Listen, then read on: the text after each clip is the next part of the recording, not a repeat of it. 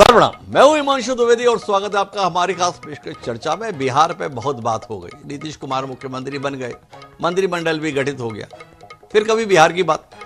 अभी महाराष्ट्र चलते हैं। महाराष्ट्र में नई खिचड़ी पक रही है। महाराष्ट्र जहां पर किसी समय भाजपा ने करिश्मा किया, शिवसेना को दो फाड़ किया, एकनाथ शिंदे के रूप में नया मुख्यमंत्री महाराष्ट्र को मिला, चुनाव बाद मुख्यमंत्री उप मुख्यमंत्री के पद पर तब्दील कर दिया गया, उप मुख्यमंत्री मुख्यमंत्री हो गया। देवेंद्र फडणवीस और एकनाथ शिंदे की इस जुगलबंदी पर शुरू से ही राजनीतिज्ञों की निगाह थी। वक्त गुजरने के साथ एकनाथ शिंदे की फड़फड़ाहट दिखाई देने लगी। महाराष्ट्र की सियासत में फिर फेरबदल की आहट है। क्या भारतीय जनता पार्टी पहले शिवसेना को दो फाड़ कराने के बाद अब शिवसेना को पूरी तरीके से निगल लेने की तैयारी में? यह सवाल राजनीतिक हलकों में पूछा जा रहा है। एकनाथ शिंदे इतने अधिक परेशान हैं कि दिल्ली तक की दौड़ लगा चुके हैं। शिवसेना के तमाम मंत्री 18 तारीख की कैबिनेट की बैठक से गायब रहते हैं। 19 नवंबर को एक सार्वजनिक कार्यक्रम में उससे एकनाथ शिंदे खुद भी गायब हो जाते हैं। नाराजगी की वजह बताई जा रही है कि भारतीय जनता पार्टी के प्रदेश अध्यक्ष एकनाथ शिंदे के गढ़ में ही शिवसेना के कार्यकर्ताओं को, जिसमें पार्षद पूर्व पार्षद शामिल हैं, भाजपाई पटका पहना दे रहे हैं। अपनी पार्टी के तमाम कार्यकर्ताओं नेताओं का भाजपाईकरण होना एकनाथ शिंदे को परेशान कर दे रहा है। साथ ही साथ उद्धव ठाकरे के प्रति एक बार फिर भाजपा सम्मान और स्थान देखती हुई दिखाई दे रही है। ये चीजें परेशान कर रही हैं। तो आज हम इसी पर बात करेंगे। महाराष्ट्र, शिंदे के घर सेंधमारी, आगे क्या तैयारी? हमारे साथ इस दिलचस्प राजनीतिक चर्चा का हिस्सा बनने के लिए तीन खास मेहमान हैं। जिस भाजपा के करिश्मे से हम लोग अभिभूत रहते हैं, उस भाजपा के प्रवक्ता रत्नाकर सिंह जी हमारे साथ में हैं। जिस शिवसेना के भविष्य को लेकर संशय के बादल मंडरा रहे हैं, उसकी बात रखने के लिए राजपुंज जी हमारे साथ जुड़ चुके हैं। और इन दोनों के बीच स्वतंत्र सत्ता मतलब किशोर तिवारी जी हमारे साथ हैं। शिवसेना उद्धव ठाकरे के साथ उनकी संबद्धता बताई जाती है, पर वो ज़्यादा संबद्ध किसी के साथ रहते नहीं हैं। जो उन्हें ठीक लगता है वो बोल देते हैं। तो इस मौके पर भी किशोर जी की मौजूदगी हमारी चर्चा को रोचकता प्रदान करेगी, ऐसी हमें उम्मीद है। चर्चा की शुरुआत राजपुंज जी से करते हैं और पुंज से ही समझना चाहते हैं क्या महसूस कर रहे हैं पुंज जी।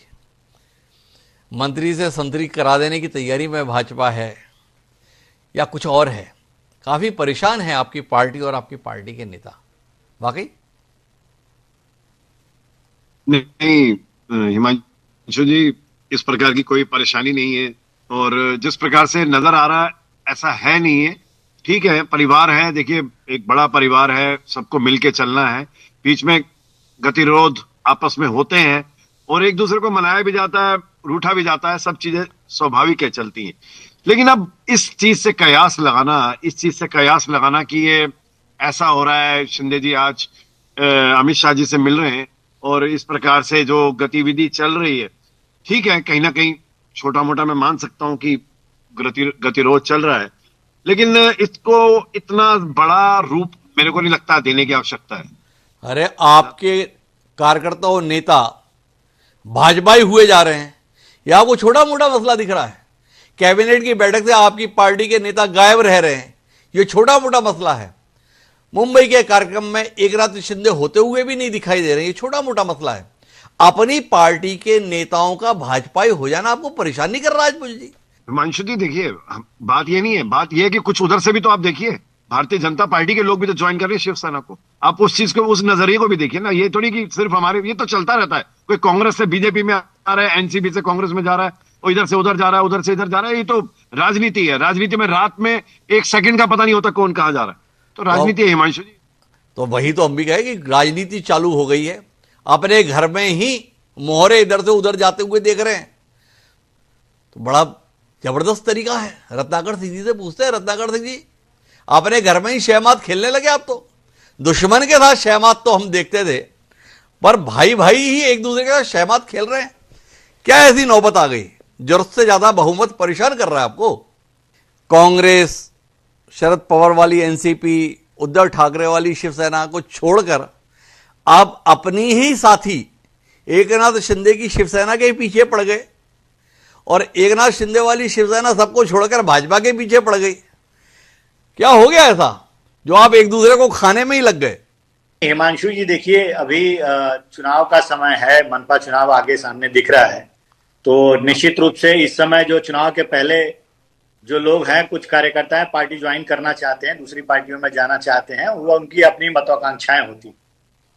निश्चित रूप से जहां पे गठबंधन होता है, और गठबंधन धर्म यही कहता है कि जब अलायंस में है तो एक दूसरे के लोग, पार्टियों के लोगों को जो है अपने पार्टी में नहीं शामिल करना होता है जी। लेकिन मैं इसे इनकार नहीं करूंगा, एक आध दो घटनाएं ऐसी हुई हैं और गठबंधन धर्म के वो आगे में है। लेकिन इन घटनाओं के बाद जब संज्ञान में सारी बातें आई एकनाथ शिंदे जी के और फडणवीस जी के, तो आपने देखा कि दोनों लोग मिलकर के किस तरह से उसको संवाद को विवाद में नहीं बदले और आपस में बैठ इसको हमने एक गठबंधन धर्म की भूमिका जो है वो किस तरह है वो हमने निश्चित सॉल्व कर। और मैं बता दूं आपको कि हम बिल्कुल जो है मन के चुनाव में निश्चित रूप से एनडीए का जो है वो चुन जाए। जी रत्नाकर जी, ये बताओ कि ये साथ क्या सत्ता का है? हम तो जानते थे कि संगठन का बड़ा महत्व है भाजपा में। अब एकनाथ शिंदे के तमाम पार्षद, पूर्व पार्षदों को जो ज्वाइन कराया था कल्याण और डोंबिवली में, वो तो स्वयं भाजपा के प्रदेश अध्यक्ष रविंद्र चौहान ने कराया था। ये रविंद्र चौहान को जानकारी वानकारी नहीं है क्या कि गठबंधन धर्म क्या होता है, एकनाथ शिंदे का मतलब क्या है? या आपने शहमात का खेल ही ऐसा खेला है कि शह जो है रविंद्र चौहान देंगे और मात जो है देवेंद्र फडणवीस देंगे? देखिए, ये हिमांशु जी, मैं एक चीज बता देना चाहता हूं, स्पष्ट रूप से कहना चाहता हूं कि देखिए, मीडिया कयास लगाया जाए। और आपने अभी बोला कि ये बहुत बड़ी घटना हो गई, बैठक में मंत्री नहीं आए। मैं आपको एक चीज बताना चाहता हूं, बैठक मंत्री कुछ एक मंत्री नहीं आए, लेकिन बैठक में शिवसेना के प्रमुख एकनाथ शिंदे जी वहां पे मौजूद थे। और ये दर्शाता है अपने आप में कि हम एक साथ एकजुट हैं। अगर परिवार में कहीं कोई खटास अगर होती है तो निश्चित हम उस संवाद के जरिए उस खटास को दूर कर लेंगे और मजबूती के साथ चुनाव लड़ेंगे। लबोल हुआ अब यही है कि हम एक साथ एकजुट खड़े हैं और कोई भी, और गठबंधन धर्म में एक दूसरे की पार्टियों को कोई इस तरह से कोचिंग का नहीं काम करता है। लेकिन कुछ घटनाएं देखी गई हैं जो आपस में बड़े जो मंत्री हैं वो बैठ करके इस बातों पे चर्चा करके और आगे की रणनीति के ऊपर उस पर बात करेंगे और इस तरह का कार्य आगे ना हो इसको ध्यान में रखा जाएगा। और हम एक साथ एकजुट हैं पूरी तरह से और मनपा के चुनाव के लिए तैयार भी हैं। जी, तो रत्नाकर जी कह रहे हैं कुछ तो है, पर इतना बड़ा भी नहीं है कि जिसके आधार पे आप इतनी लंबी चौड़ी बात कर रहे हैं। पर किशोर तिवारी जी हमारे साथ हैं, जिसकी खबर किसी को नहीं होती उसकी खबर किशोर जी को होती है। क्या कहते हैं किशोर जी? सब कुछ बड़ा सामान्य सा है, हम ही जबरदस्ती में इसे असामान्य मान रहे हैं, या आपके पास ऐसी जानकारी है? ना ना, कुछ भी सामान्य नहीं है, सब कुछ असामान्य है। नहीं, जितना बटोरो उतना खाओ, ऐसी रणनीति बनी है।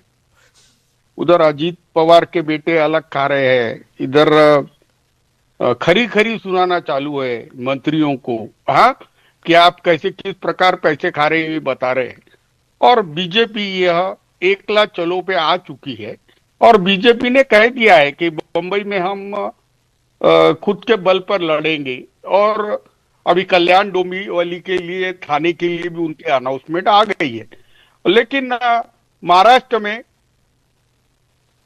में हिमांशु जी, नगर पंचायत, नगर परिषदों के चुनाव हो रहे हैं जी, और इसमें हर जगह पे शिंदे सेना बीजेपी के खिलाफ लड़ रही है। तो मुझे लगता है ये रत्नाकर सिंह साहब को कुछ अता पता नहीं है कि लड़ाई कहां तक पहुंच गई है जी। देखिए, 1 साल हो गया, नगर विकास मंत्रालय की फाइलें सीएम के पास जानी चाहिए और शिंदे सेना के सब मंत्रियों की फाइल यह सीएम साहब उस पे सोते हैं, तो इससे वो बेचैन चल रहे हैं। अभी उनका स्वास्थ्य बिगड़ गया है एकनाथ शिंदे का जी। और एकनाथ शिंदे कभी कभी मुझे फोन करके बताते भी है कि मैंने गलती की। क्या हुआ कि मैंने उद्धव जी को जब वो 19 के चुनाव में मेरे गांव आए थे, तो मैंने पूछा कि यार, मैं किसान नेता था, मेरे को बीजेपी ने बोला एमएलसी बनाऊंगा, लेकिन बीजेपी ने मुझे बाद में दरकिनार किया। तो उन्होंने मुझे क्या कहा मालूम है उद्धव जी ने? मेरा तो जैसी इनके पास सत्ता आ गई और हम छोटे भाई बन गए, इन्होंने बहुत अपमान किया, हमारा बहुत अपमान किया। और तिवारी जी, मैं बदला लेना चाहता हूं। जी। तो मैंने बोला हो जाए, इनके साथ समझौता करके चुनाव लड़ेंगे, बाद में इनको चाट देंगे। हमने इनको चाट दी। ये सब चाट वाट में सब एकनाथ शिंदे शामिल थे, लेकिन बाद में एकनाथ शिंदे को उद्धव ठाकरे संभाल नहीं सके। बहुत बड़ी बात कर रहा हूं जी। और एज ए सीएम आइसोलेशन में चले गए उद्धव ठाकरे। उनके आजू बाजू जो लोग हैं, जैसे विनायक राउत हो गया, मिलिंद नार्वेकर हो गया, या 2-4 और लोग थे, उन्होंने एकनाथ शिंदे सरी के कई लोगों को बाजू में कर दिया था। उससे नाराज होके वो बीजेपी से हाथ मिला ली। लेकिन अब बीजेपी के तरफ से उद्धव ठाकरे को जैसी ट्रीटमेंट दी गई थी, वैसी ही एकनाथ शिंदे को बुरी तरह दी जा रही है। ये टॉयलेट पेपर तरीका यूज करते हैं बीजेपी वाले, यूज एंड थ्रो करके फेंक देते हैं। और एकनाथ शिंदे वो दर्द से गुजर रहे हैं। एकनाथ शिंदे वो दर्द से गुजर रहे हैं। किशोर तिवारी जी बता रहे हैं, बोले बीच में फोन भी करते हैं एकनाथ शिंदे, मेरे साथ अच्छा नहीं हो रहा है। रत्नाकर सिंह जी को यह बात ठीक नहीं लग रही है। जी रत्नाकर जी, क्या बोल रहे हैं किशोर जी? देखिए हिमांशु जी, मैं तो किशोर जी को बोलूंगा कि ये प्रवक्ता का पद जो है वह इनके लिए उतना उपयुक्त नहीं है। इनके लिए कहानीकार का पद सर्वोत्तम रहेगा। अगर ये कहानियां लिखते इस तरह तो लोग बहुत चटखारे लेकर के और सुनते और कहते।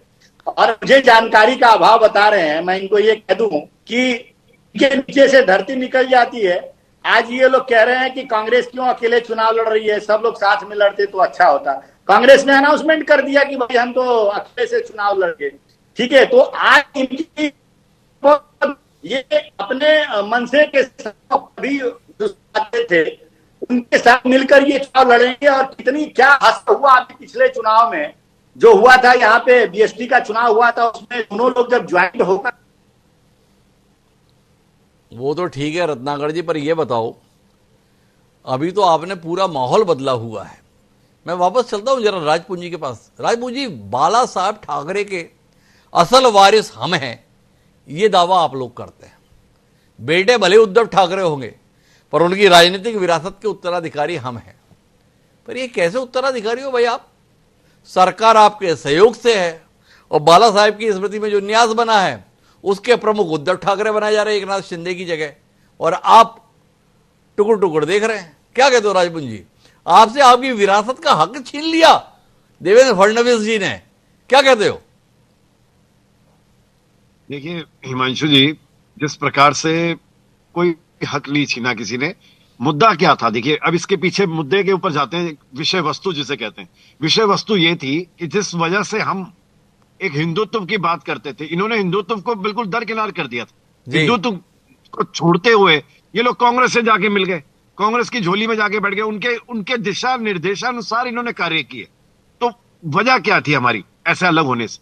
हम तो साथ ही थे, ऐसा तो कुछ था नहीं कि हम एक ही शिवसेना थी, एक ही साथ थी। लेकिन शिवसेना का कार्य क्या था? हिंदुत्व के प्रति कार्य करना, हिंदुत्व को लेकर कार्य करना, हिंदुत्व के प्रति जागृत करना। और इन्होंने क्या किया? इन्होंने बिल्कुल उस कार्य को उल्टा कर दिया। क्यों? बिल्कुल सब कुछ छोड़ दिया और अपना भगवा करण भी बिल्कुल समाप्त। अरे राजपूत जी, आप मेरे सवाल के साथ जुड़ो। देखो, आपने क्या बताया, उद्धव ठाकरे ने हिंदुत्व के विपरीत काम किया, बाला साहेब की विरासत के साथ खिलवाड़ किया। पर आपके साथ खेल हो गया, आपके साथ खिलवाड़ हो गया। बाला साहेब की स्मृति में जो न्यास है उसका प्रमुख देवेंद्र फडणवीस ने उद्धव ठाकरे को ही बना दिया। असल शिवसेना आप अपनी बता रहे हो, और बाला साहेब स्मारक न्यास के प्रमुख उद्धव ठाकरे हो रहे हैं। आप तो कहीं के नहीं रहा राजपूत जी। हिमांशु जी, उनको उनके बेटे के हिसाब से उनके बेटे का देखो, उनके बेटे का दायित्व तो उन्हीं के पास है ना, वो तो कोई और नहीं ले सकता। लेकिन शिवसेना का जो हिंदुत्व है वो हमारे पास है। अरे राजमोहन जी, कोई घर की संस्था थोड़ी है। सरकार ने एक न्यास गठित किया। एकनाथ शिंदे बताते थे कि बाला साहेब की राजनीति की विरासत के उत्तराधिकारी हमें, जनता के स्तर पर जनादेश हमें मिला है। दोनों पार्टियां मैदान में आई, जनता ने ज्यादा सीटें आपके हिस्से में दी, पर देवेंद्र फडणवीस ने अध्यक्षता जो है वो उद्धव ठाकरे को दे दी। आपके साथ खेलोगे, आपको पता ही नहीं चला क्या, या पता चल गया इसीलिए एकनाथ शिंदे इतने नाराज है? नहीं नहीं, ऐसा कुछ नहीं है हिमांशु जी। देखिए, खेल कोई नहीं हो गया हमारे साथ। बिल्कुल घर हमारा बिल्कुल सुरक्षित है। हमारे घर पे कोई भी सेंध लगा के हमला करने की कोशिश करेगा तो शायद वो नहीं कर पाएगा, और ये करते आ रहे हैं और करते रहेंगे। लेकिन देखिए, चलता रहता है राजनीति। कितनी कोशिश करोगे हमले करने की अपने ही सहयोगी पर? नहीं नहीं, देखिए कोई हमला किसी सहयोगी पे नहीं कर रहा है। हम लोग पूरी एकजुटता है हमारे साथ। कोई एक दूसरे का, देखिए कहीं ना कहीं एक दो छुटपुट घटनाएं हुई हैं, मैं इसको एक्सेप्ट कर रहा हूं, आपके चैनल पे एक्सेप्ट कर रहा हूं। लेकिन अगर घर के अंदर कहीं दो बर्तन बजते हैं तो निश्चित रूप से कहीं कुछ खटपट है, तो उसको घर का प्रमुख जो होता है वो प्रमुख बैठ करके उसको उस संवाद के माध्यम से उसको विवाद को खत्म करता है, और वो हमने कर लिया। जो भी गठबंधन का धर्म है आज, एक दूसरे के कोचिंग नहीं करना, एक दूसरे के पार्टी के कार्यकर्ताओं को कोचिंग नहीं करना, वो हमने बैठकर सुलझा लिया। आप ये बताओ, आपने ये खेल क्यों किया एकनाथ शिंदे जी के साथ? बाला साहेब की स्मृति में जो न्यास है उसका प्रमुख एकनाथ शिंदे जी को क्यों नहीं बनाया? किस बात से डर गए आप एकनाथ शिंदे जी को अध्यक्षता देने में? आवाज नहीं आ रही, एक बार प्रश्न रिपीट करिए। आवाज आएगी रत्नाकर जी, सवाल ही ऐसा है, इतनी आसानी से सुनाई नहीं देगा। मेरा सवाल है कि एकनाथ शिंदे जो बाला साहेब की विरासत के असल उत्तराधिकारी होने का दावा करते हैं, तो बाला साहेब की स्मृति में जो ट्रस्ट है, न्यास है, उसका प्रमुख मुख्यमंत्री देवेंद्र फडणवीस ने एकनाथ शिंदे को बनाने की जगह उद्धव ठाकरे को क्यों बनाया? आपने इस तरीके से एकनाथ शिंदे को क्यों निपटाया? ये मेरा सवाल है। अच्छा, मैं आपके सवाल का जवाब सवाल से ही पूछ देता हूं जी। अब ये बताइए कि एकनाथ शिंदे जी की पार्टी छोटी होते हुए भी हमने उनको मुख्यमंत्री क्यों बनाया? ये भी तो सवाल उठता है। नहीं, आपने मुख्यमंत्री इसलिए बनाया क्योंकि शिवसेना को आपको खत्म करना था। आपने शिवसेना को खत्म करा के दिखा दिया। आपको अपना मुख्यमंत्री बनाना था, आपने अपना मुख्यमंत्री बना के दिखा दिया। वो तो हम सब समझ ही रहे ना, आपकी राजनीतिक कुशलता के तो ऐसे ही देश थोड़ी, पूरी दुनिया कायल है आपकी तो। नहीं, ये देखिए, ये किसी पीठ का अगर किसी को अध्यक्ष बना दिया जाए, ये बहुत बड़ा मसला नहीं होता है। मसला ये होता है कि आप गठबंधन धर्म में अपने से छोटे को भी। रत्नाकर सिंह जी, माफी के साथ टिप्पणी कर रहा हूं, पर ये किसी पीठ का मसला नहीं है। ये हिंदू हृदय सम्राट बाला साहेब ठाकरे की स्मृति न्यास के प्रमुख का पद है। ये किसी पद का विषय नहीं है। महाराष्ट्र की सियासत में सबसे बड़े किरदार का नाम है बाला साहेब ठाकरे, और उनकी विरासत को लेकर जंग एकनाथ शिंदे बनाम उद्धव ठाकरे। आपने अपने सहयोगी एकनाथ शिंदे को छोड़कर अपने प्रतिद्वंदी समझे जा रहे उद्धव ठाकरे को प्रमुख बना दिया। आपने एकनाथ शिंदे को ऐसे क्यों निपटा दिया? यह सवाल है। तीसरी बार पूछ रहे हैं ये आप प्रश्न, तीसरी बार पूछ रहे हैं जी। क्या एकनाथ शिंदे जी की तरफ से इस तरह का कोई ऑब्जेक्शन आया क्या कि मुझे क्यों नहीं बना दिया? अरे ये महाराष्ट्र में अगर बाला साहब ठाकरे की कोई भी प्रतिमा लगती है, न्यास बनता है, तो उसका अध्यक्ष उनके बेटे को बनाया जाता है, तो इसमें कोई एकनाथ शिंदे जी भी ऑब्जेक्शन नहीं किए इस पे। लेकिन पत्रकार लोगों का ऑब्जेक्शन पहले आता है, क्योंकि वहां पे मनपा का चुनाव है, उनको दिखाना है कि भाई एक दूसरे के प्रति जो है कहीं ना कहीं इनकी पट नहीं रही है। जबकि सच्चाई ये है कि एकनाथ शिंदे जी भी कैबिनेट की बैठक में थे, देवेंद्र फडणवीस जी भी कैबिनेट के बैठक में थे। कुछ मुद्दे थे कोचिंग के, वो फडणवीस साहब ने अपने केबिन में बुलाकर सबको समझा दिया, सबको बता दिया कि भाई गठबंधन धर्म जो है निभाना सबकी जिम्मेदारी होती, सब निभाएंगे। तो रत्नाकर जी का कहना है सब संभाल लिया गया, फडणवीस जी ने सब संभाल दिया। क्या कहते हो किशोर जी? रत्नाकर जी का कहना है प्रवक्ता नहीं है, कहानीकार हैं। क्या कहानी है आपके पास इस संदर्भ में? मैं मेरे जिंदगी के मेरे ख्याल से 40 साल मैंने आरएसएस और बीजेपी में निकाले, और राजपुंज और रत्नाकर को मैं बहुत सालों से जानता हूं। एक दिल्ली में निर्णय लिया गया कि एकनाथ शिंदे कुछ ज्यादा ही फैल रहे हैं, इनको निपटा दिया जाए। तो रीजनल पार्टियों को निपटाने का डिसीजन यह 24 के चुनाव के बाद हो चुका था। चुनाव के बीच में नड्डा साहब ने इंटरव्यू दिया कि हम एक ही रहेंगी पार्टी भारत में। अब भारत में एक ही पार्टी रखनी है तो विपक्ष को पहले निपटाया जा रहा है, अब अपने साथियों को निपटाना चालू हो गया है।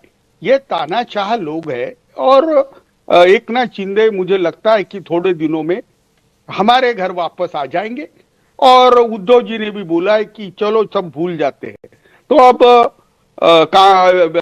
शिवसेना को फिर से ही काम करना पड़ेगा, और हमको विपक्ष बोलकर अपनी साख को मजबूत करना पड़ेगा। और पैसे के लिए जो लोग पार्टी छोड़ के चले गए थे वो हिंदुत्व के लिए नहीं गए थे राजपुंज।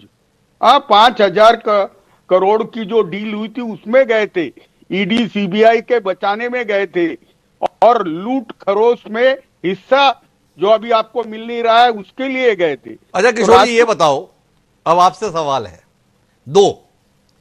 एक तो आपका दावा है कि 57 सीटों वाली शिवसेना 20 सीटों वाली शिवसेना के पास लौट कर आएगी, एक तो ये आपका दावा है। दूसरा आपसे जानना यह कि आपकी ऐसी क्या बेबसी है, क्या लाचारी है, क्या बेचारगी है, जो लूट में हिस्सा लेने के कारण से गए थे, जो पैसा खाने के लिए गए थे, जो 5,000 करोड़ के लिए आपको छोड़ के गए थे, आप उनको वापस लाने के लिए कालीन बिछाने को तैयार हो। क्या ऐसी डील हो गई आपकी इन लोगों के साथ में जो आपकी इच्छा जाग गई, जो आपको सो कॉल्ड धोखा दिए, पैसे के लिए धोखा दिए, उनको वापस लेने के लिए आप भी मचल रहे हो, उद्धव ठाकरे भी मचल रहे हो, बोले आ जाओ वापस, सब भूल जाते हैं। क्यों भूल रहे हो भाई आप सब? हिमांशु जी, सभी लोग कहते हैं कि सुबह का भूला उसे भूला नहीं कहते, शाम को घर आने पर। तो तुम है ना, चिंता मत करो।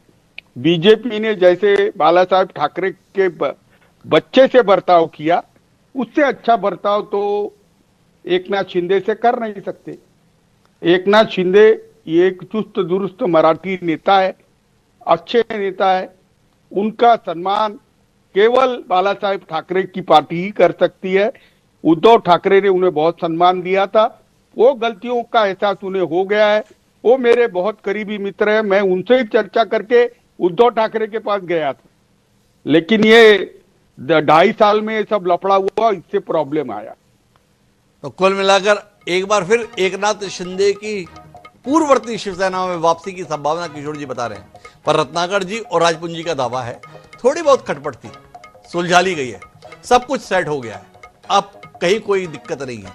देखते हैं आने वाले समय पे निगाह बनाए रखते हैं, फिर दिक्कत आएगी, फिर आप लोगों के साथ चर्चा करेंगे। पर आज के लिए इतना ही, दीजिए मुझे इजाजत। आप सबका बहुत बहुत धन्यवाद।